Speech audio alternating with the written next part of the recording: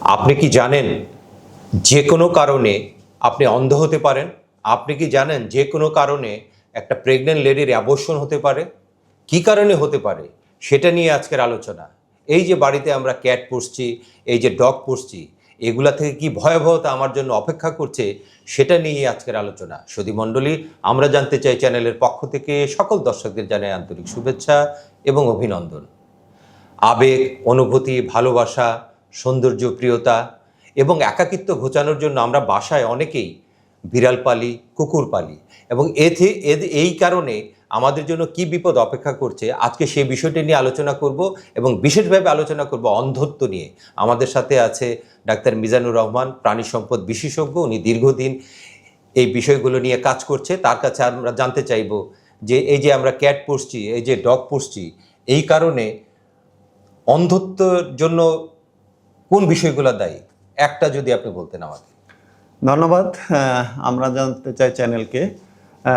আসলে মানুষ আমরা কম্পানিয়ন অ্যানিম্যাল বা কুকুর বিড়ালকে লালন পালন করি আসলে আমাদেরকে হ্যাপি রাখার জন্য, কিন্তু আমাদেরকে এই বিষয়টা আরও বেশি জানা দরকার। আসলে কুকুর বিড়াল থেকেও কিন্তু আমাদের বিভিন্ন সংক্রামিত রোগে আমরা আক্রান্ত হইতে পারি। তার মধ্যে আপনি যেটা বললেন যে আমাদের অন্ধত্ব হয়ে যেতে পারে। আসলে এমন কিছু পরজীবী এবং ব্যাকটেরিয়া জীবাণু থাকে যেগুলো সংক্রমণে আসলে বিড়াল থেকে মানুষ সংক্রমিত হয়ে অন্ধত্ব হয়ে যেতে পারে। যেমন আমি যদি বলি যে এক ধরনের পরজীবী আছে যেটাকে আমরা বলি টক্সোপ্লাজমোসিস। এইটা দ্বারা যে সংক্রমণ হয় সেটাকে আমরা বলি অকুলার টক্সোপ্লাজমোসিস। এটা এমন মারাত্মক একটা সমস্যা, এটা যখন সংক্রমিত হয় মানে অল্প কিছুদিনের মধ্যে কিন্তু একেবারেই অন্ধ হয়ে যেতে পারে মানুষ। এবং এ থেকে যদি আমরা প্রতিকারের ব্যবস্থা না নেই তাৎক্ষণিক, তাহলে এটা মানে এক সময় আমাদের একটা বিপর্যয়ের কারণ হয়ে যেতে পারে, আমাদের স্বাস্থ্যের একটা বড় বিপর্যয়, অর্থাৎ আমি অন্ধত্ব হয়ে যেতে পারি। এই টক্সোপ্লাজমোসিসের কারণে যদি এই সমস্যাগুলো হয়, একটা সাধারণ মানুষ আসলে কিভাবে বুঝবে, এটা যদি একটু বলতেন। হ্যাঁ, টক্সোপ্লাজমোসিস আমরা আসলে সাধারণ মানুষ বোঝার চেয়ে তার আগে আমাদেরকে বুঝতে হবে যে আমরা এখান থেকে প্রতিকার কিভাবে পাবো। টক্সোপ্লাজমোসিস যেহেতু একটা পরজীবী রোগ, সেক্ষেত্রে আমাদের হাইজিনিক ম্যানেজমেন্টটা অতি জরুরি, তারপর তার ডিজিজ ম্যানেজমেন্টটা জরুরি। কারণ সাধারণত আমরা দেখি কিভাবে সংক্রমিত হয়। টক্সোপ্লাজমা আক্রান্ত একটা ক্যাট যদি তার পায়খানার সাথে এই জীবাণুটা চলে আসতে পারে। আবার টক্সোপ্লাজমার ডিম সরাসরি আমাদের চোখে চলে যেতে পারে, এইভাবে সংক্রমিত হইতে পারে। তো সেই ক্ষেত্রে প্রধান হচ্ছে যে আমার ক্যাটটাকে সব যথাসম্ভব তাকে এই পরজীবী সংক্রমণ থেকে রক্ষা করা। আরেকটা রোগ আছে নিউরোলাইটোসিস। এই যে আঁচড় দেয় বিড়াল, এই যে স্ক্র্যাচ করে, এই স্ক্র্যাচের কারণে নিউরোলাইটোসিস যে হয়, এই বিষয়টা যদি একটু। হ্যাঁ, এটাও একটা খুব মারাত্মক একটা ব্যাকটেরিয়া ঘটিত সমস্যা, যেটাকে আপনি বললেন যে ক্যাট স্ক্র্যাচ ডিজিজ বা সিএসডি। এটা সাধারণত এক ধরনের ব্যাকটেরিয়া সংক্রমণ দ্বারা হয়। তো এটা যখন হয়, যেটাকে আমরা হিউম্যানে যখন হয়, যেটাকে আমরা বলি হচ্ছে চোখের নিউরোনাইটিস, অর্থাৎ চোখ তার কার্যক্ষমতা হারাই ফেলে। চোখ তার যে চোখের যে মুভমেন্ট বলি, চোখের যে দেখার যে মোবিলিটি বলি, এই কার্যক্ষমতা হারাই ফেলে। তো অ্যাকচুয়ালি যখন এটা হারাই ফেলে তখন তো আসলে চোখের কোনো ফাংশন থাকে না। তো সেই অবস্থায় আমরা বলতে পারি যে তাকে অন্ধের কাছাকাছি চলে যাওয়া। তো এটাও একটা মারাত্মক একটা সমস্যা, যেটা আমরা এই বিড়াল থেকে মানুষের মধ্যে সংক্রমিত হইতে পারে। এই যে আরেকটা বিষয় ছিল টক্সোকারিয়াসিস, যেটা আপনার বিড়ালের অন্তরে আপনার ডিম থাকে, এই ডিমটা যদি কোনো কারণে যদি কন্টামিনেশন হয়, চোখে হয়, তাহলে আসলে যদি অন্ধত্ব হয়, এটা প্রতিক্রিয়া এত মারাত্মক কেন? হ্যাঁ, এটাও আরেকটা, আমি যেটা বলছিলাম প্রথম যে টক্সোপ্লাজমোসিস, এটা আরেকটা ক্যাটের জন্য আমরা যেটাকে বলি প্লাজমা কেটি, অর্থাৎ এটা বিড়ালেরই আরেকটা প্রজাতি, বিড়ালের একটা পরজীবী। এটার ডিমটা সাধারণত খুবই মারাত্মক। এটা ডিমটা যদি কোনো কারণে মানুষের চোখে অকুলারে যদি এটা প্রবেশ করে, তো সেই ক্ষেত্রে প্রথম অবস্থায় সেটা অ্যালার্জিক হইতে পারে, দ্বিতীয়ত পরে তো এটা তার সিস্টেমে চলে যাবে এবং চোখ আক্রান্ত হয়ে সেই জায়গায় মানে মারাত্মক প্রদাহর সৃষ্টি করবে এবং এক পর্যায়ে সে চোখের দৃষ্টিশক্তি হারাইতে পারে।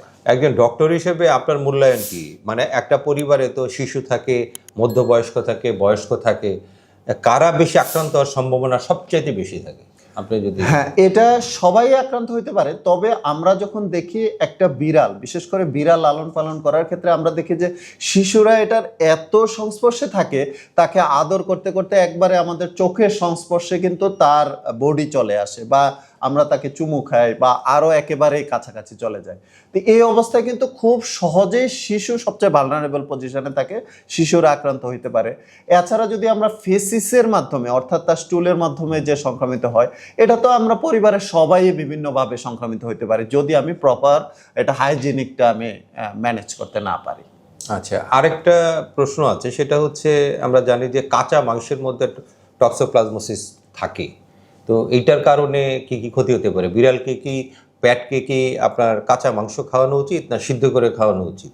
এটার কারণে তো চোখে কন্টামিনেশন হতে পারে। হ্যাঁ, ধন্যবাদ। আসলে এটাও খুবই জানা দরকার। আমরা বিড়ালকে কোনোভাবেই কাঁচা মাংস বিশেষ করে বা কাঁচা মাছও এমনকি আমরা খাওয়াবো না, কারণ বিশেষ করে পরজীবী কিন্তু খুব সহজেই সংক্রমিত হতে পারে। তো সেই ক্ষেত্রে আমরা যদি কাঁচা সেটা খাই, তাহলে পরজীবীর লার্ভা বা ডিমগুলা কিন্তু এটা খুব সহজে এটা সংক্রমিত হওয়ার সম্ভাবনা থাকে। তাহলে অবশ্যই এটা কুকড, অর্থাৎ রান্না করা, মানে কাঁচা মাংস দেওয়া অবশ্যই উচিত না। অবশ্যই উচিত না। আচ্ছা, আরেকটা খুব গুরুত্বপূর্ণ জানতে চাওয়া ছিল আপনার কাছে, সেটা হচ্ছে যদি প্রেগন্যান্ট লেডি থাকে, সেই বাড়িতে যদি কুকুর বা বিড়াল পোষা হয়, তার থেকে যদি কোনো এই ধরনের কন্টামিনেশন হয়, কি ভয়াবহ অবস্থা অপেক্ষা করছে, এটা যদি একটু বলেন। হ্যাঁ, এটা আসলে আমি বলবো যে এটা খুবই মারাত্মক একটা সিচুয়েশন। যদি এই ধরনের সমস্যা হয় তাহলে তো আসলে আমরা মানে যে ক্ষতির সম্মুখীন হব সেটাকে আসলে তো কোনো ভ্যালু দিয়ে মানে ইয়ে করা যাবে না। তো সেই ক্ষেত্রে আমি যেটা বলছিলাম যে সবচেয়ে মারাত্মক যে পরজীবী টক্সোপ্লাজমা, তো সেটাই যেটা টক্সোপ্লাজমা গন্ডি নামক যে পরজীবীটা থাকে, এইটা মানুষে অ্যাবর্শনের সৃষ্টি করতে পারে। অ্যাবর্শনটা এত মারাত্মক, অর্থাৎ এটা সংক্রমণের 7 থেকে 10 দিনের মধ্যেই কিন্তু অ্যাবর্শন হয়ে যেতে পারে। আচ্ছা, বিশেষ করে প্রথম ট্রাইমেস্টার আমরা বলি যে 3 মাসের মধ্যে 3 মাসে হচ্ছে প্রথম খুব সেনসিটিভ পিরিয়ড। হ্যাঁ, এই পিরিয়ডটাকে সেক্ষেত্রে দেখা যায় যে 70 থেকে 90 দিন, 120 দিনের মধ্যে এটার প্রবণতা বেশি থাকে। যদি এটা টক্সোপ্লাজমা গন্ডিদা যদি কন্টামিনেটেড হয়, মানুষ যদি সংক্রমিত হয়, তাহলে কিন্তু তার অ্যাবর্শন হইতে পারে।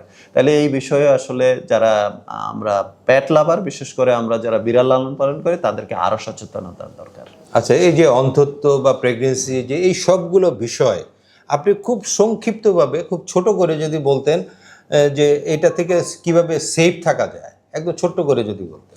হ্যাঁ, আমরা যেটা বলি যে সর্বক্ষেত্রেই আমরা বলি prevention is better then cure. আমরা প্রতিটা জায়গায় আসলে আমরা কিভাবে প্রিভেন্ট করি, এইটার যে অ্যাওয়ারনেস, এইটার যে শিক্ষা, এটা আমাদেরকে নিতে হবে। যে একটা বিড়ালকে আমি লালন পালন করব, সেই থেকে বিড়ালটাকে কিভাবে আমরা বিড়ালটাকে সুস্থ রাখবো, পেটকে কিভাবে ম্যানেজমেন্ট করবে এবং নিজেকেও কিভাবে ম্যানেজমেন্ট, এটা কিন্তু একজন এক্সপার্টের অপিনিয়ন নেওয়া খুবই জরুরি, এবং সার্বক্ষণিক কানেক্টিং থাকা।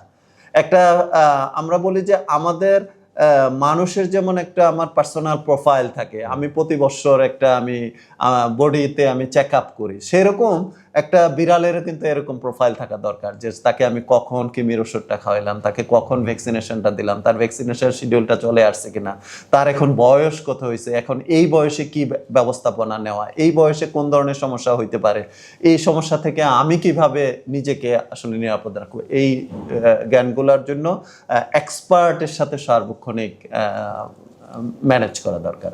সুধীমণ্ডলী, আমরা এতক্ষণ ডাক্তার মিজানুর রহমান, প্রাণী সম্পদ বিশেষজ্ঞ, যিনি দীর্ঘদিন এই পেট ভেট ক্লিনিকগুলোর সাথে উনি জড়িত এবং বিভিন্ন ধরনের চিকিৎসা দিয়ে তিনি অভ্যস্ত এবং অনেক অভিজ্ঞতা লব্ধ তিনি বক্তব্য আমাদের সামনে রেখেছেন। একটা মানুষের যতগুলো রোগ হয়, একটা বিড়াল বা কুকুরের ততগুলোই রোগ হয়। একটা মানুষের যদি নার্ভাস সিস্টেমে যদি কোনো সমস্যা হয়, একটা বিড়ালেরও হতে পারে। এবং শুধু তাই না, মানুষের যে ডায়াবেটিক হয়, একটা বিড়ালেরও ডায়াবেটিক হতে পারে। বিধায় বিষয়গুলো খুবই গুরুত্বপূর্ণ। আমাদের অসুস্থতা হলে আমরা যদি ডক্টরের কাছে যাই, বিড়াল বা কুকুরের যদি সমস্যা হয় ডক্টরের কাছে আসতেই হবে চিকিৎসার জন্য। তা না হলে আপনার জীবন বিপদসংকুল হতে পারে, যেটা আমরা শুরুতেই বলছিলাম, অন্ধত্ব হতে পারে যে কোনো সময় প্রেগনেন্ট লেডির অ্যাবর্শন হতে পারে। এই বিষয়গুলো ডাক্তার মিজানুর রহমান অত্যন্ত সুন্দরভাবে আমাদের কাছে উপস্থাপন করেছেন।